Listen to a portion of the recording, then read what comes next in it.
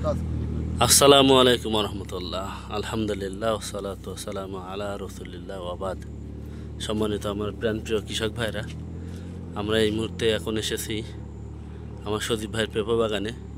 পেঁপো বাগানের সমস্যা হচ্ছে যে পেঁপো গাছের গোড়ায় আটা বেরিয়ে গাছের ছাল শুকিয়ে মারা যাচ্ছে। সেই বিষয়ে আমরা কিছু কথা বলবো।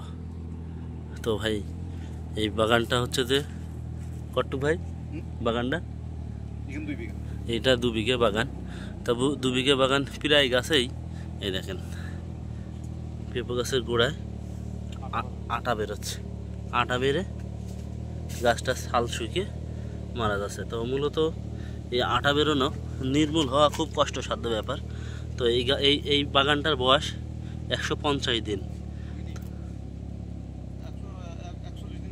150 দিন এখনো হয়নি, 140-42 দিন এরকম, 42 দিন টিন হবে। তো আটা আমাদের এই বাগানের গাছের গোড়ায় আটা প্রথম থেকেই বেরোচ্ছিলো। যেদিন আমরা লাগাইছি, লাগানোর 10 থেকে 15 দিন পর থেকেই গাছের গোড়ায় আটা বেরোচ্ছে। তো আল্লাহর রহমতে আমাদের ট্রিটমেন্ট করার পরে গাছের গোড়ায় আটা বেরিয়েছে, কিন্তু আটা বেরোনোর কারণে যে ছাল পচে গাছ মরেছে এমনটি খুব কমই হয়েছে আমাদের। কেন? কারণ আমরা স্টেপ বাই স্টেপ এই আটা বেরোনোর ট্রিটমেন্টটা করেছি। তো এখন মূলত আমরা বলবো যে পেঁপো গাছের আটা কেন বেরোয়। আসলে পেঁপো গাছের দুটো কমন রোগ আছে, একটা মোজাইক ভাইরাস আর একটা আছে গোড়ায় আটা বেরোনো। এটা স্বাভাবিক বেরোবেই। তো এর জন্য আমরা যে ট্রিটমেন্ট করে থাকি, ট্রিটমেন্টটা আপনারা একটু লিখে নেন। ট্রিটমেন্টটা হচ্ছে যে 16 লিটার পানিতে আমরা প্রপিকোনাজল প্লাস টেবুকোনাজল কম্বাইন্ড ছত্রাকনাশক এইটা দিয়ে আমরা যখন নিচে স্প্রে করি তখন 16 লিটার পানিতে 32 মিলি দিই।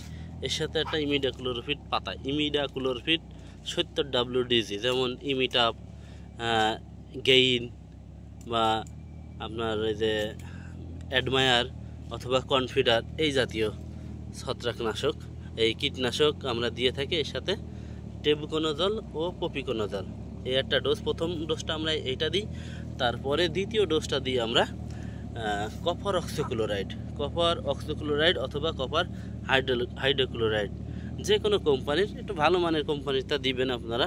কপার অক্সিক্লোরাইডের ডোজটা দেবেন আপনারা 16 লিটার পানিতে 50 গ্রাম দিয়ে শুধু গাছের গোড়ায় হ্যান্ড মেশিং দিয়ে ছোটো ছোটো করে দিয়ে দেবেন। ইনশাল্লাহ দেখবেন আপনাদের। আর এই ট্রিটমেন্টটা আপনারা নাগাতাল মানে ধারাবাহিকতার বজায় রাখবেন। যে কোনো পুরো বাগানে ঘুরে ঘুরে যদি 5টা গাছও আপনার চোখে বাঁধে, ওই 5টা গাছেই আপনি ট্রিটমেন্টটা শুরু করবেন। ফলে কী হবে দেখবেন, আপনার এই রোগে আক্রান্ত হয়ে গাছ মরবে না ইনশাল্লাহ। জি, আপনারা এইভাবে ট্রিটমেন্টটা করেন, ফলপ্রসূ পাবেন ইনশাল্লাহ। আসসালামু আলাইকুম রহমতুল্লাহ।